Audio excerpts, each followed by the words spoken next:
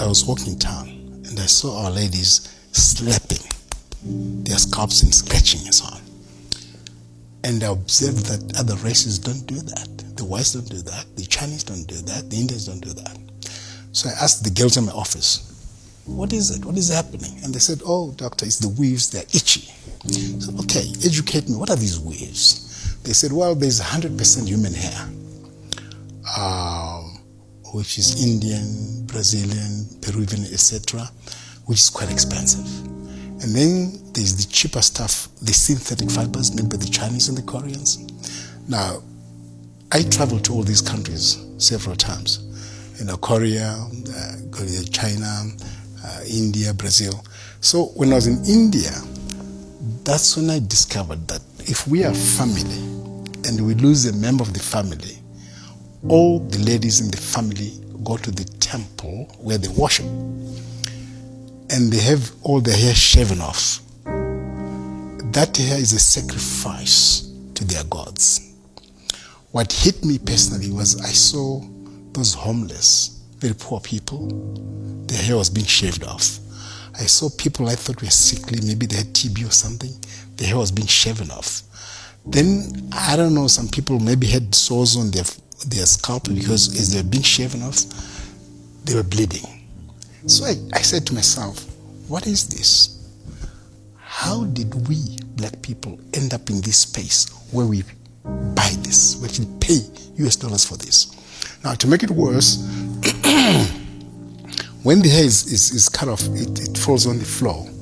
Then you get people, putting little hips and so on. And then they were sorting it out. They were removing worms. They were removing lice. That day, I said to myself, no, there's something not right with us paying for this. When we grew up, there were no waves. So how did this start? Who started it? And who told the black lady that you're not beautiful? To be more beautiful, you must wear this thing. If we go to a restaurant and we have expensive food and we're eating the food, we find human hair in there, we won't take it. It's contaminated. And if you and I go to Nyari's mother and said, oh, Mama Zara, we're here, we'd like to shave each other's hair. Can we do it in your kitchen? She'll say, oh, no. Because hair once shaved off is dirt. You throw it away. So gentlemen, do it outside and don't bring the hair into my house. But people would say, Solomon, that this hair gets washed. Yeah. There's a process, manufacturing process that's done. It gets cleaned, pegged nicely and so forth. Does your point still stand? Yes, it does. I was speaking to a trichologist, somebody specializing, he's got a doctorate in hair and so on. Hair does not die. It's alive. Okay. So somebody commits a crime here and they leave a piece of hair. Even 25 years later, we can catch them because of DNA in the hair. And the trichologists tell us that if hair is in touch with another tissue, there is exchange of genetic material. People don't know this. Which means people who are gluing the hair or whatever, stitching whatever, there's exchange of genetic material. They don't know what they're getting. It may not show in that individual, but in grandchildren, great-grandchildren. Trevor, there are three sources of this hair: live people, dead people, and of course these fibers. Just before burial, the hair is shaved off. Then they immediately get buried. They showed me a warehouse, huge warehouse, full of that hair, from here to over there. And he said to them, gentlemen, what are you doing with all this hair of people who've just been buried? And they said, oh, black people. Black people love this hair. If you ask ladies with the expensive hair, the natural hair, if you say to them, is this hair from a dead person or a live person? They don't know. Now, this hair, it will fall off in here, in the bathroom, in the kitchen and so on. This dead people's hair, we don't know what those people died of. We don't know what disease was running in their family. We just buy. What our people don't realize is this: our skin and our hair, they need to breathe. Caucasians, white people, have that kind of hair and that kind of skin because they come from a cold climate, -10, -20 degrees Celsius. There is snow. So that hair and that skin is an adaptation adaptation to their habitat, to their environment. So that's why when white people come to this part of the world, because of the sun, they get skin cancers because they don't have pigment. This pigment is worth more than gold. And that is why albinos also get skin cancers, because they have no pigment. That's why people who have applied Ambi also get damage, permanent damage to the skin. So we buy these weaves or wigs, whatever, and put them on top of our own hair. Now, it means the scalp cannot breathe. Some people keep this for 4 weeks or even longer. What's happening? I said to the ladies, do you know, you get the hair on your scalp, your armpits, your private parts. Wherever there's hair, there's sweating. Could we go for 3 days or 1 week without washing your armpits and your private parts? No, you can't. When we keep sweat for just 2 days, we start smelling. Now imagine the smell after 2 days. How does that sweat smell after 4 weeks? You know, when they go for 4 weeks, this sweat, 4-week-old sweat plus dandruff. And because of that, you get bacteria, because the bacteria love this environment. It's hot, it's wet.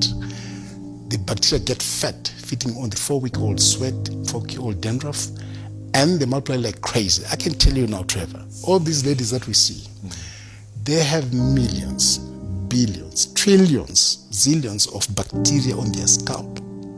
And these bacteria then chew on the scalp, and each time they're doing this, they're touching 4-week-old sweat, dandruff, and bacteria. And they don't wash their hands.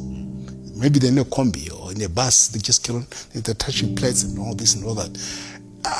I find it. I want to make it very clear, because ladies think, wow, you can't tell us what to do. Please, I'm not telling anyone what to do. I don't have the power or the authority, even the interest or desire to tell people what to do. Do whatever you want. You want to wear the wig, whatever. You want to bleach your skin, go ahead and do it. I'm just trying to share this information. And there's another point, Trevor, the effect on the black child.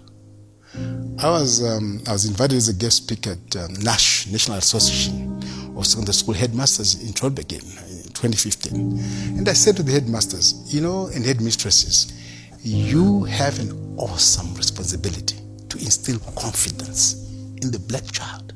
The black child must know there's nothing wrong with you. There's nothing wrong with your hair. There's nothing wrong with your skin. God did not make a mistake on you. In fact, He gave you the best hair, the best skin.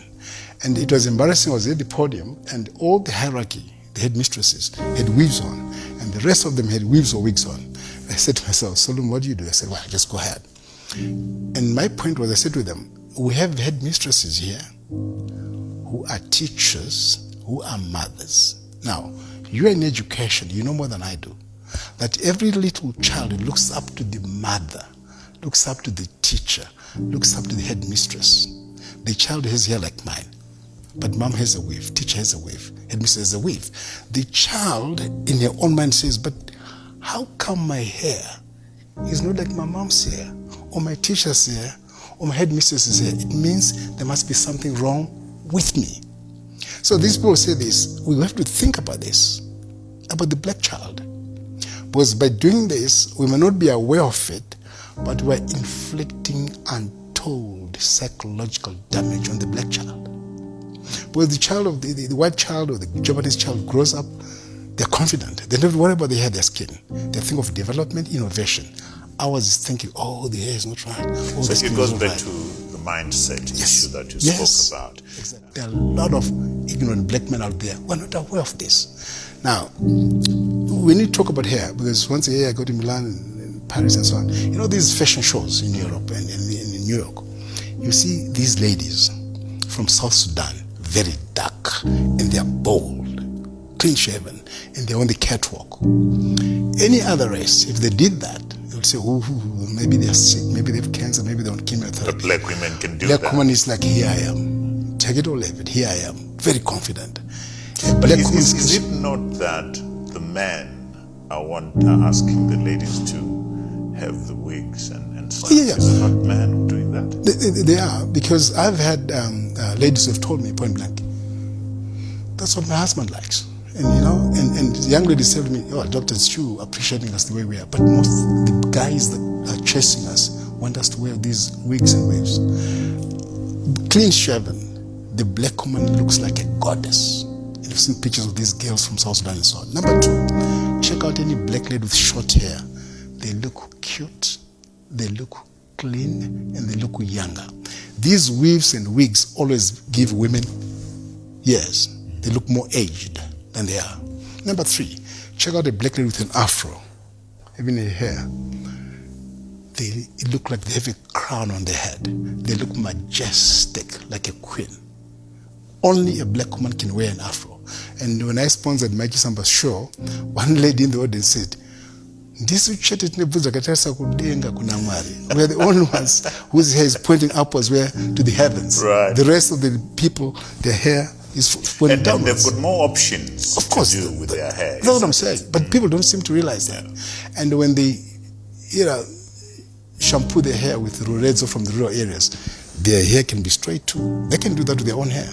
And number 5, when they plait their hair, our ladies can plait their hair 1,000 different styles, and there's almost a mystique about it. And number 6, when they have locks, they look very sexy. Only a black lady can do that.